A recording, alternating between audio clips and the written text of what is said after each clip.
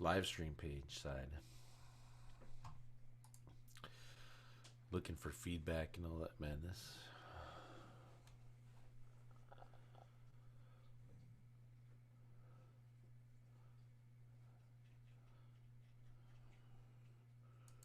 Right now. Huh, there we go.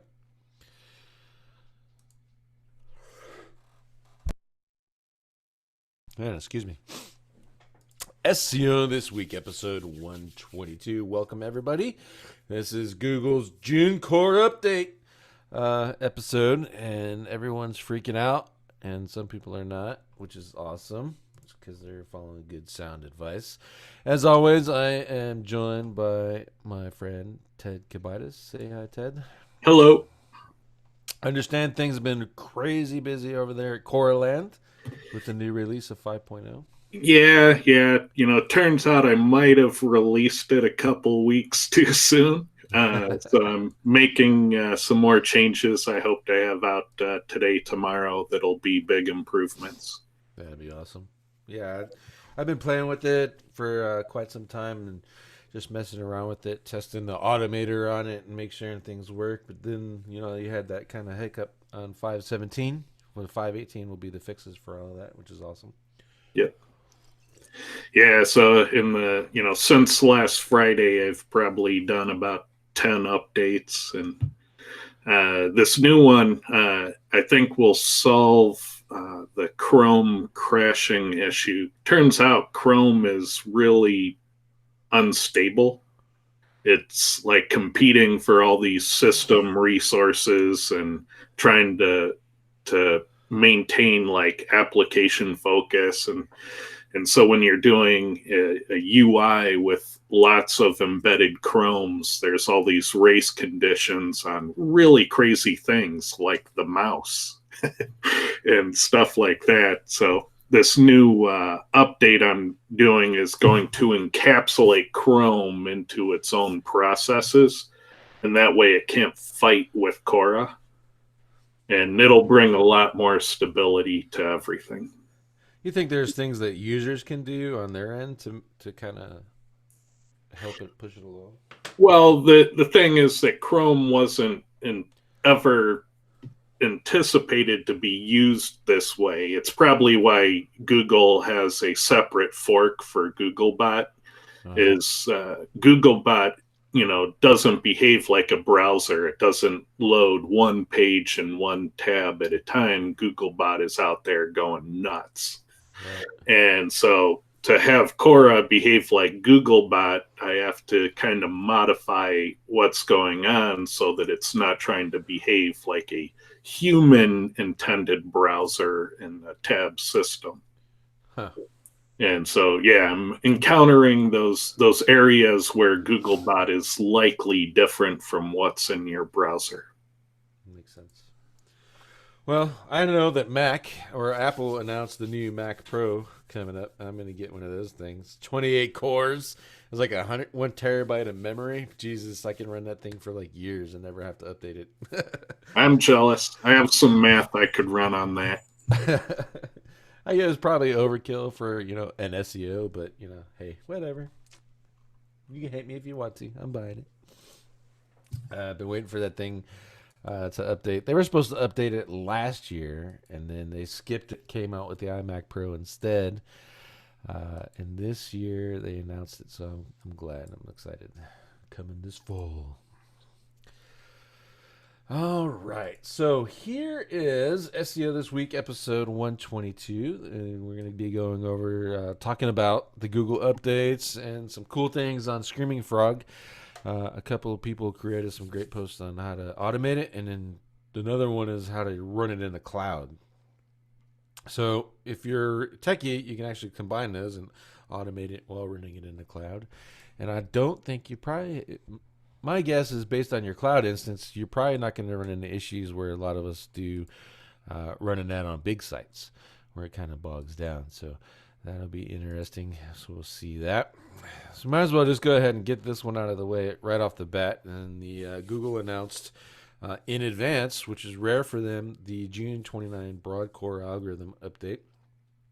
So far, I have seen people complaining or saying that they've seen ups and downs, and I've seen a lot of everything just stayed in the middle. I can't see what's happening, which is really good in my opinion because it's always too early, like the day after, to be saying, "Hey, this is what Google changed," and you'll know the people that are full of shit when you start seeing posts, within the next couple of days saying they changed this and they changed that. Because as we all know, it takes Google probably about 4 or 5 days to get one of these out all in the first place, and then they wait a couple of days after that to see where the unintended consequences, and they do some rollbacks, and then probably around day 15, day 20, that's when you can say this is what happened. Especially if you're using tools like Quora or et cetera to look at the differences and the changes in the correlations. So. Ted, have you? I know, like again, like as I just said, it's too early, and you've been doing a lot of testing. But have you heard any news as to sites that are seeing changes? No, it's just way too early to even measure the differences because even Google this time had an unheard of amount of openness in saying we're initiating the change tomorrow and that we'll see it roll out over several days, and that was their announcement, and they almost never tell you exactly when it starts to roll out. Yeah, So that was a new piece of information with this announcement that I thought was really cool. And I think they were being honest when they said it would take, several days to completely roll out. And like you said, especially as of late, Google has had lots and lots of problems. So they haven't even admitted to their bugs yet on this deployment. So we need to wait till we hear that they are rolling out fixes for those bugs, and then we can start calling things. yeah. You look at Serpwoo. You can look at all kinds of different versions of this. This is Serpwoo's. I prefer theirs, but they did changes on the 22nd that had more impact than the ones that they did in their core update, which is pretty interesting. And that's pretty much across the board. I heard a couple things about sites dropping in Brazil, etc., but for the most part, it's a steady. I think it's more system and relevancy right now, but that's pure speculation. And I mean, whatever they did change, it doesn't seem significant enough to kick off tools like this. So we'll see how that rolls out in the future. Yeah, I'd bet that they take on one type of problem at a time and try to knock it out. And maybe there's two or three things in there, but it's probably not a huge amount because they're probably afraid of unintended consequences. Yeah. Because they stop one type of web spam, but they might knock out a large percentage of legitimate websites too. Yeah, and then they got to go back and do that update and fix it, which makes it so laughable when they do an update and you get SEO bloggers or the gurus talking about this is what they changed like the next day. You're like, how the hell do you know that? And then one, if they changed it and you were correct, what's to say they didn't go back like 3 days later and change it back? So, yeah, interesting. and it really lends some plausibility to the idea that the best camouflage for black hat is to look white hat. Which I do all the time. Okay, so enough about that for now. At the end of the day, my advice is leave your sites alone for at least 10 days. Don't go out there and change stuff. If you want to add new pages and stuff, this is a good time. You can run the correlation software. Probably stick with POP at this point because Quora is measuring way more things. And if and when they do get the update rolled out completely, you may see significant differences between the two. I have the dating niche pretty much locked down from April 15th and then the month prior to that. And once I'm satisfied that all the changes are done and everything, I'll run the automator on that niche again. And then we'll compare what the differential data that I get with the differential data that Ted got on his ongoing tests that run on those leaderboards that we talk about at SEO Fight Club. and see if we can kind of figure out some of the top 10. And I guess is really the top 10 is where I'm really concerned is what they change. And typically that's going to be tell us, is it on page quality or is it link building?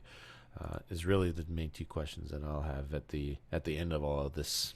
So hopefully that'll be a good content piece for Fight Club towards the end of June. Let's see. Next one's John Mueller on social bookmarking for links. Basically, this is another one of John Mueller's. Hey, we're ignoring all those sites, all the social bookmarking sites. They're useless. Don't do them for SEO. I think we tested a lot of these though, and I've tested, as so much as, Dig is a social bookmarking site. Stumble Upon is a social bookmarking site. I think they're renamed now. And then you have all those plague sites and etc. And this is still something that's really, into my bag for link building. And I see benefit from those. I don't know that SIA or anyone else has actually tested the effectiveness of different ones. So this is an interesting statement from John, and I think it goes along with his consistently people ask him about links and oh no we ignore those, oh no we ignore those, oh no we ignore those, and it's kind of funny because I see sites left and right that are ranking with just the ones that they're supposedly ignoring. So this is an excellent test opportunity for you guys. If you have access to TED's beta testing software, or you're just using some single variable stuff, or you want to get into that, I suggest this would be a good way to start tested. I'm gonna actually run some. I know of a couple of good social bookmarking software tools, and I'm gonna run some tests and see, is this true? Because I don't think it is. I think that they may have identified a few sites that are just taking anybody's bookmarks and filtering them out. That's plausible. But to say that all social bookmarking sites have no value because we filter it out and we ignore them is kind of, I don't see that as being 100% truthful. What I've found is that honesty comes with verifiable facts. And so there's usually good definition. Like if John Mueller would have come back and said, well, really, what is a social bookmarking site? Here are 5 examples of ones we ignore.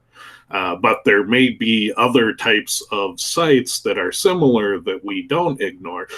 There's that kind of information that's part of truthiness. And so when I see that complete lack of exceptions, complete lack of definitions, I just don't believe that there's truthiness there. So I'm inclined to believe you that this is something that'll probably be disproved with testing. Yeah, I think so. But who knows? Don't want to assume. But I'm going to assume that those are work and he's full of crap. This is an interesting one, Ted, and I don't know how to test it, which is why I got it on here. It's this gentleman's theory that Google has it's a supervised algorithm. So basically, the theory is it's called domain ranking bandwidth, and the substance of it is down here. I actually had to search for it like 4 times to read it. Supervising algorithm controlling all traffic the search engine sends out to every domain. The algorithm allocates a predefined traffic bandwidth, and that bandwidth consists of lower and upper bounds allocated based on its authority, in which traffic is then assigned to you through a specific position in the search results.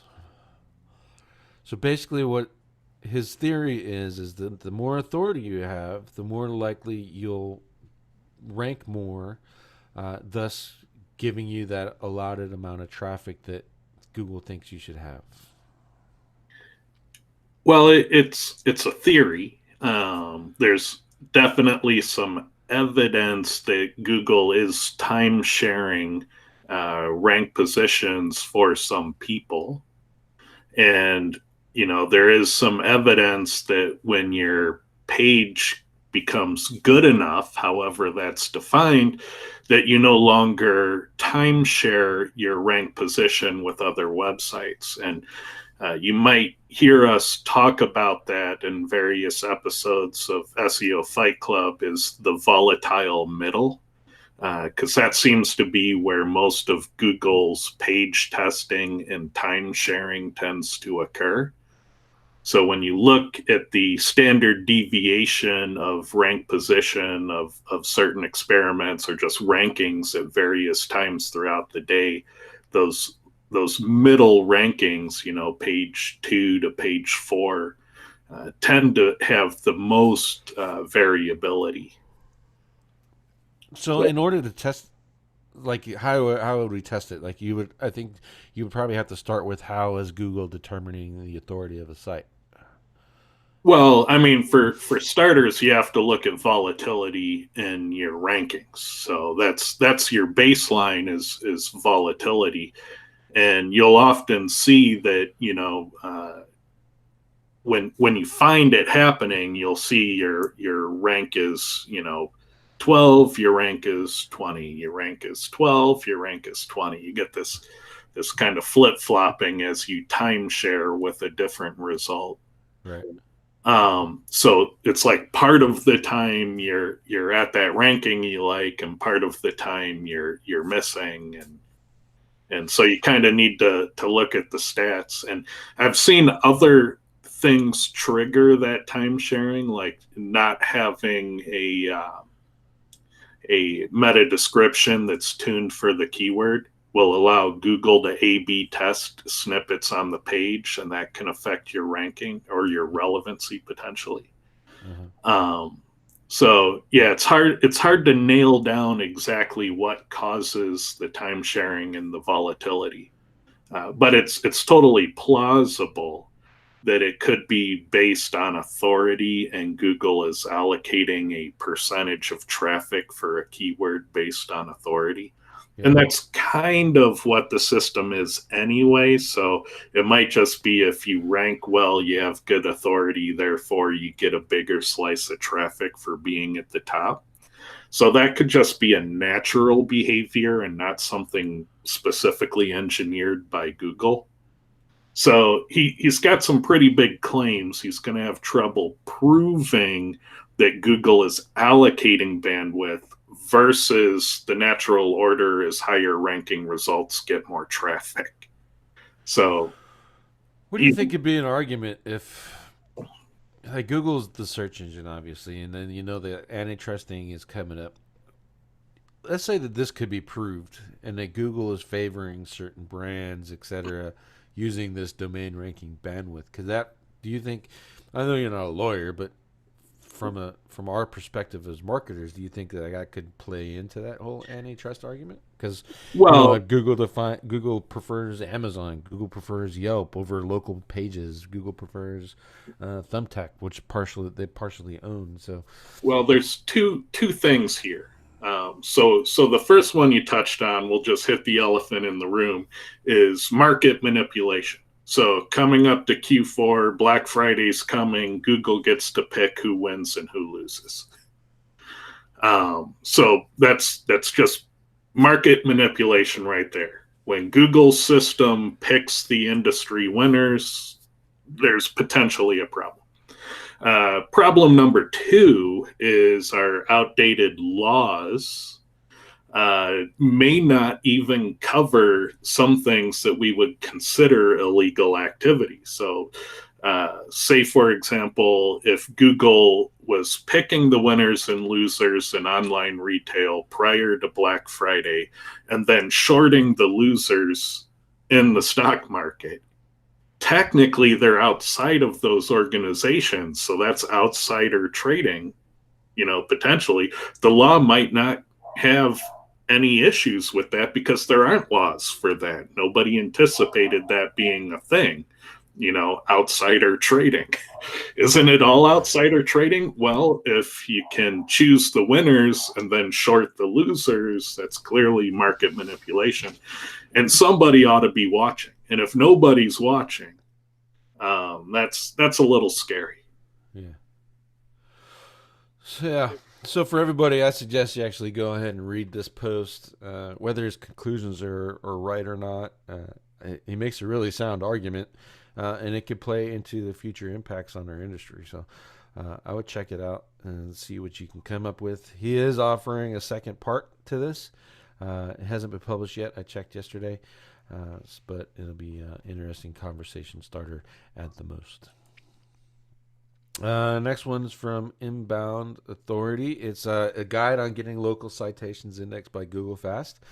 Looks fancy, but basically what he's doing and recommending is to create a page on your website with all your citations on it that aren't indexed, and then submit it to Google Search Console, and then keep running it over and over again until you get those indexed. It's actually pretty sound technique. I know some other people that are doing things that are similar and getting their citations indexed. So and he's showing a little bit of proof that's showing that these indexings matter, in particular in the map rankings. Using Local Falcon, which if you haven't used is actually a pretty good tool. Right now they changed their ownership and are running like two different pay cycles. You can use credits, or you can pay them $16 a month and use their API. Or use your own API and just pay $16 a month to use their cool little guy interface. So I check out this post, especially if you're having problems like getting your citations indexed. It just may help you out and give you some different ideas on what to do. Typically, I don't have any problems with that. I use throw it in the schema, and then you just verify that they're indexed. And schema typically keeps them there too. In particular, my high DA citations, but certainly something to check out. There's a whole step-by-step process, and how to go about doing it, and how to check using the Green Lane Index Tester sheet, which if you haven't seen is pretty good for these small size lists, and then how to turn that into an HTML page and create a site on your or a page on your website. Is anybody surprised, really, that proximity is a factor? Like when you search for a Starbucks or a post office, that you are actually asking for the closest one? I think like in recent months or years, as Google has narrowed in on that more, SEOs are getting better at determining that. I think clients are still having a struggle with that. Like, hey, I search my business, I'm there, but I go home and I can't find me. And explaining proximity to clients and then actually getting it, and why tools like Local Falcon are important for visibility is something that's still ongoing, in my opinion. It's cool that you can see the search radius circle in their graphic there, that top one. Yeah. That's trigonometry and latitude and longitude at play. Yeah, they're doing a good job. He sold this tool. I'm not sure how the new guys are going to handle working with it, but I think it's all right. We use it and we can see results from like PRs, etc. Pretty good using this, and having stuff like this is valuable because you can't really do that manually, changing your location in your browsers. So hopefully this tool continues and gets better.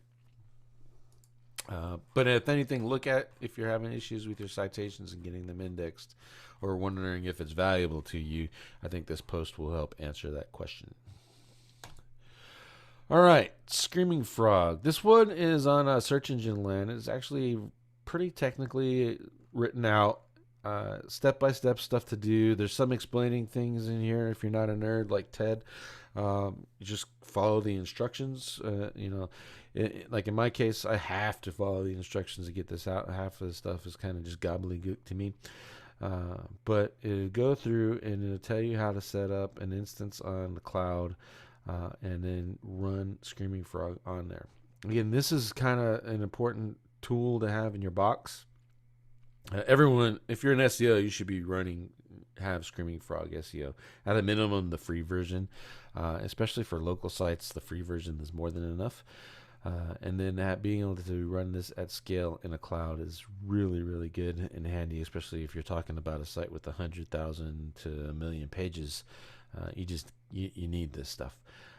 So at least have it in your toolbox to do. So that's really cool that he went through and created pretty much the entire setup for you, right down to repeating the crawls and doing them over and over on a schedule, which is handy using cron. So I would check this out. It's definitely worthwhile. And for those of you that are a little less techy, like this is probably the one that I would use more, is how to set this up on your own computer. Again, this guy does the same thing, just using command line. It's written in Mac, which I like because I'm a Mac user. But it is pretty much the same when you're using Windows. And it just gives you all the commands that you got to do to pop it through and run it again over and over again. And it'll kind of save you a ton of time. Ted, do you use the Screaming Frog for anything? I really like Screaming Frog. It's one of the products on the market that I wish I invented. And it's such an obvious one to invent. Like, it didn't take a whole lot of creativity to invent it. Somebody just got off their butt and did it. Yeah. And that I always had ideas like that, but I was like, oh no, I'd write this, this web robot that would pound a website, and I would just get the system administrator pissed at me for doing a denial of service attack. So the thing they do is they make it a balancing act. So if Screaming Frog gets the network administrator pissed off, then they're probably not going to do well in the marketplace. So they have to invest a lot in making it very careful and balanced. I think it's a sound argument. And I also think there's plenty of room in that market for more. So, but there's Xenu, I think that's how you say it, Deep Crawl, Screaming Frog, Sightbulb. Really, those are the only ones that I know of. And OnCrawl, but OnCrawl is like retarded expensive. Um, and the inside OnCrawl is horrible. Like they give you data, but they don't tell you what This is the intent behind why we collected this data, and this is how you should leverage it. So I think they're lacking there. But I go to that point to say that there's a market there for a good crawler. It seems to me that Quora, like the next natural evolution, would be a crawler like Screaming Frog or Sightbulb. Yeah. Could you imagine that? A Quora crawler that just figures out the keyword for a page and then runs the Quora report, archives it, crawls to the next page. Yeah, that would be like that'd be like Quora the cloud version. I don't think there's many computers that would handle that. You submit a sitemap and come back a week later and you have all of your URLs and keywords mapped out for you. Oh, that would be awesome. Yeah, that's definitely the Quora cloud version. Yeah. I wonder if you could set that up. Let me think about how you accomplish that. I think technically you can do it now if you use the Quora Automator. Well, you'd have to tweak Quora Automator in a simple way. You'd feed in a sitemap to Quora Automator. Then Quora Automator would visit the page and look at the meta keywords. And as long as you put your target keyword in the meta keywords for all your pages, it'll figure it out because now you have the URL and the keyword ready to go. So you could just use your sitemap as an input, provided you use meta keywords and put the most important keyword first in the list. Yeah. And then problem solved, you could set Quora Automator off on an entire website and Yeah, that would be badass. I think that would be great. All right, so if you guys have any questions on the stories today, that'll be a great time. Other than that, I don't have anything new. I am going to try to get Marie. I'm not even going to try to pronounce her last name. And I want to have a conversation about keyword cannibalization. Hopefully, I can convince her to come in next week or the week after that. And then I have a list of sites on my Facebook feed of people who are asking for site reviews. So we're going to do some site reviews in that time too.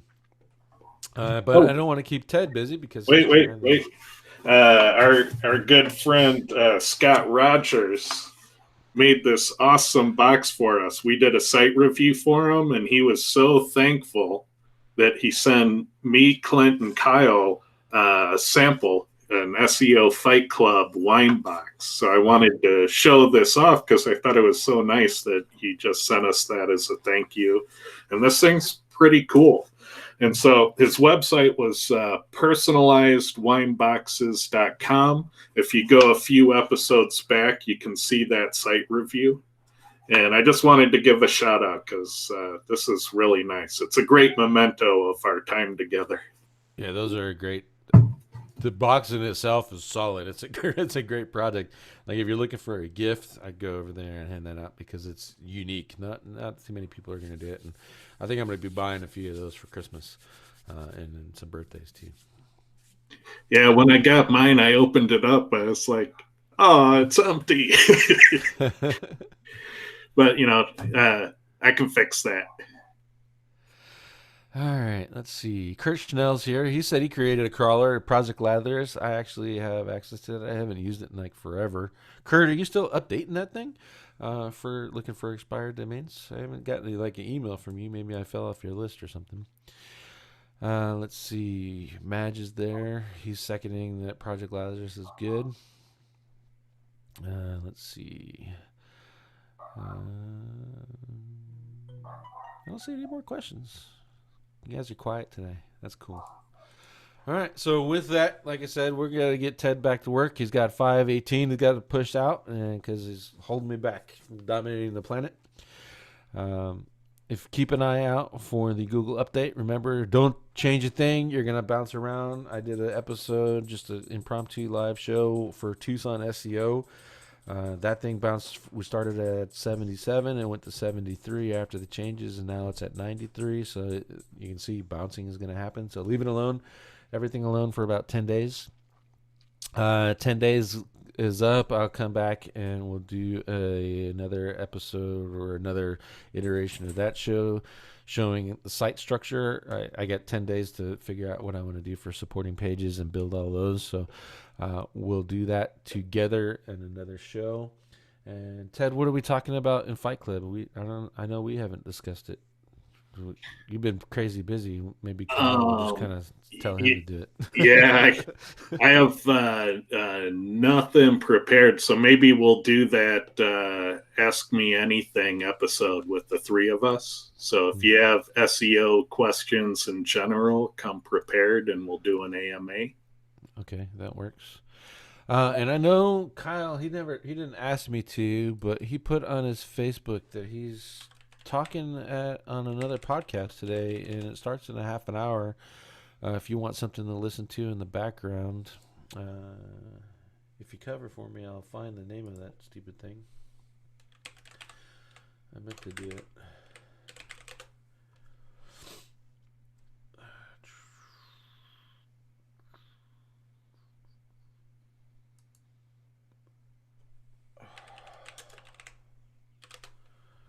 He is talking on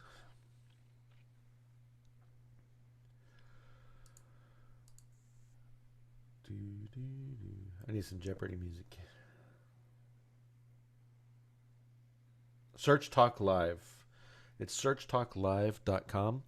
Again, that starts in a half an hour. He mentioned on his Facebook thing, and I figured it'd be nice to share with you guys in case you want to hear. But I guess talking testing with those guys, so that'll be interesting, I'm sure.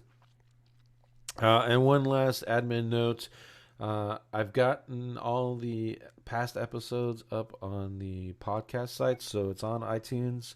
It's on SoundCloud. I have to update Mixcloud, and I have to update Spotify and make sure that those are pulling in properly from the feed. So if audio is your thing, those are back up. I'm doing a lot better with the audio quality. If you don't want to have your ears blown out, I would skip probably episodes 100 to 120 because I didn't edit any of those. I just put those raw up straight out of YouTube. And 121, it is edited a little bit better. And you can see now I'm using headphones because we're working with Ted and got the audio on my end a little bit clearer. So hopefully that all works out. And then I'm also getting the Rode Podcaster Pro, and we can have some cool sound effects and stuff. So kind of get this show up to the level that you guys deserve. And hopefully everything I learned from that we can carry over to SEO Fight Club, which happens to be soon will be out on Roku. So it'll actually be televised versions of it, which is really cool. And I'm looking forward to seeing that in the near future. So, Ted, do you have any parting thoughts? Nope, just hang tight on this update. It's way too soon to react. Yep. All right, guys. And again, thank you all for watching. And if you are SEO Fight Club tomorrow, see you later.